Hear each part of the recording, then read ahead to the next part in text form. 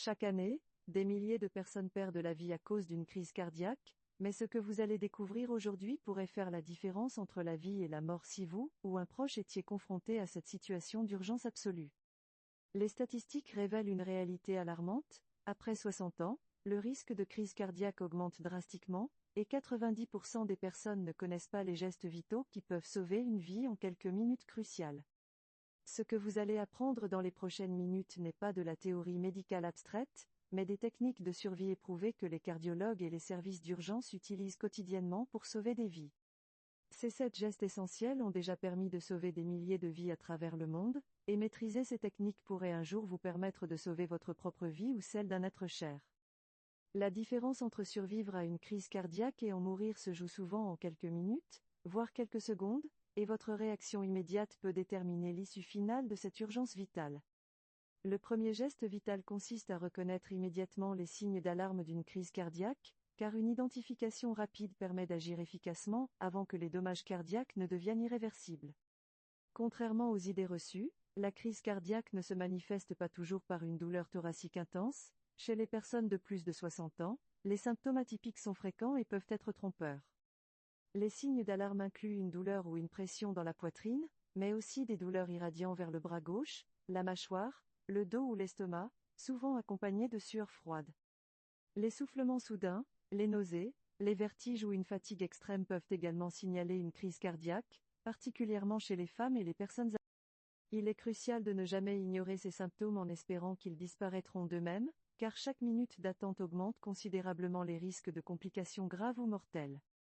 Le deuxième geste vital consiste à appeler immédiatement les services d'urgence en composant le 15 ou le 112, sans perdre une seule seconde à hésiter ou à chercher d'autres solutions. Cette action doit être effectuée en priorité absolue, même avant de tenter quelque autre geste de secours que ce soit, car l'intervention médicale professionnelle reste la meilleure chance de survie. Lors de l'appel d'urgence, il faut communiquer clairement l'adresse exacte, décrire précisément les symptômes observés et préciser l'âge de la personne concernée pour permettre aux secours de préparer leur intervention. Il est essentiel de rester au téléphone avec les services d'urgence qui peuvent fournir des instructions vitales en temps réel pour optimiser les chances de survie en attendant l'arrivée des secours.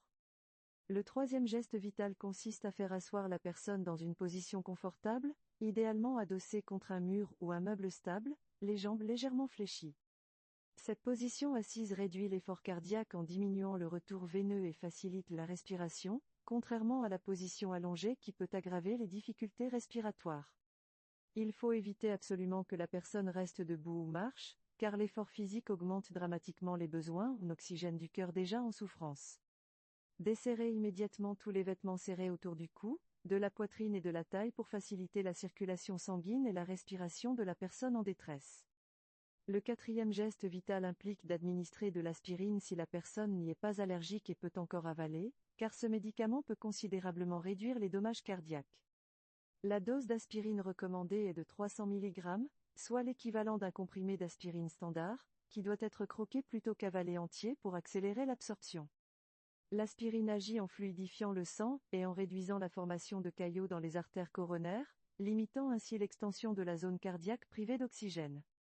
Cette action simple peut réduire de 23% le risque de décès lors d'une crise cardiaque, selon les études médicales les plus récentes menées par les sociétés de cardiologie. Le cinquième geste vital consiste à surveiller constamment la respiration et le pouls de la personne, en étant prêt à intervenir immédiatement si ses fonctions vitales s'arrêtent. Pour vérifier le pouls carotidien, placez 2 doigts sur le côté du cou, juste sous la mâchoire, et recherchez les battements pendant au moins 10 secondes. Si le pouls devient imperceptible ou si la respiration s'arrête, il faut immédiatement commencer les manœuvres de réanimation cardio-pulmonaire en attendant l'arrivée des secours professionnels. La surveillance de l'état de conscience est également cruciale, parlez régulièrement à la personne pour maintenir son éveil et évaluer sa capacité de réaction. Le sixième geste vital implique de rassurer constamment la personne et de l'encourager à rester calme, car l'anxiété et le stress augmentent considérablement les besoins en oxygène du cœur. La communication apaisante joue un rôle thérapeutique important, expliquer que les secours arrivent, que tout va bien se passer, et encourager une respiration lente et profonde. Il faut éviter toute agitation inutile autour de la personne et maintenir un environnement calme qui favorise la stabilisation de son état cardiaque. Encourager des respirations lentes et profondes aide à maintenir l'oxygénation, et peut contribuer à réduire l'anxiété qui aggrave l'état cardiaque.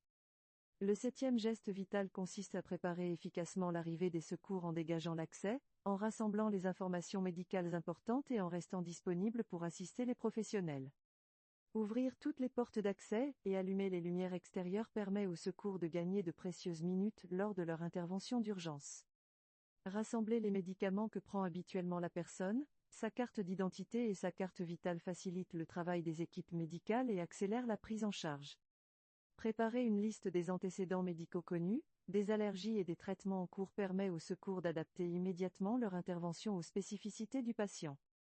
Il est crucial de ne jamais laisser la personne seule pendant une crise cardiaque, car son état peut se dégrader brutalement et nécessiter une intervention immédiate. Si la personne perd connaissance et ne respire plus, il faut immédiatement commencer le massage cardiaque externe à un rythme de 100 à 120 compressions par minute. Les compressions thoraciques doivent être effectuées au centre du thorax, entre les deux seins, avec les mains superposées et les bras tendus, en enfonçant de 5 à 6 cm. Il faut alterner 30 compressions avec 2 insufflations de bouche à bouche, en basculant légèrement la tête vers l'arrière pour ouvrir les voies aériennes. Cette réanimation cardio-pulmonaire doit être poursuivie sans interruption jusqu'à l'arrivée des secours, même si elle semble inefficace au début.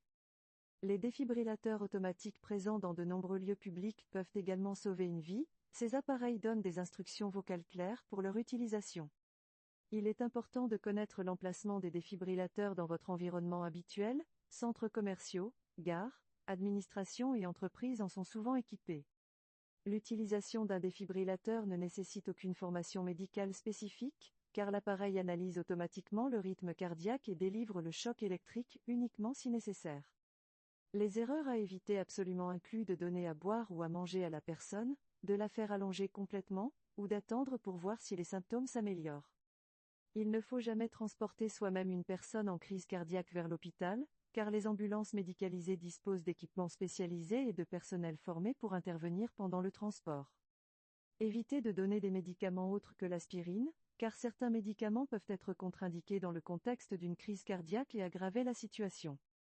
La prévention reste le meilleur moyen d'éviter les crises cardiaques. Une alimentation équilibrée, une activité physique régulière et un suivi médical approprié réduisent considérablement les risques.